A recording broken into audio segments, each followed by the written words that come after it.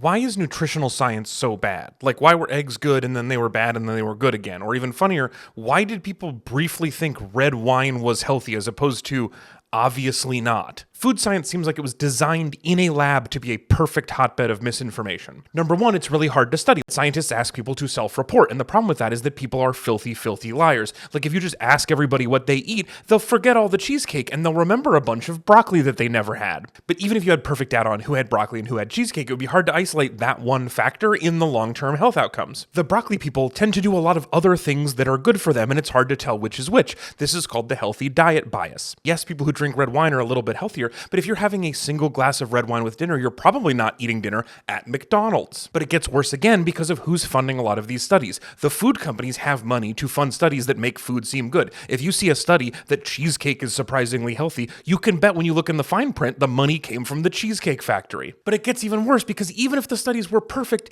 it's really hard to report food science. Nobody is clicking on a story that says cake is just as bad for you as we always assumed, but if your story is called "There's one weird ingredient that cheesecake that might make you live forever," that's a blockbuster story. And both of those are going to be more popular than the story titled, "Actually, one food ingredient is impossible to study in isolation from the rest of your diet and lifestyle." It's just a tragedy of the modern world that food and misinformation are a perfect pairing, just like an omelet and a 2009 Cabernet Sauvignon.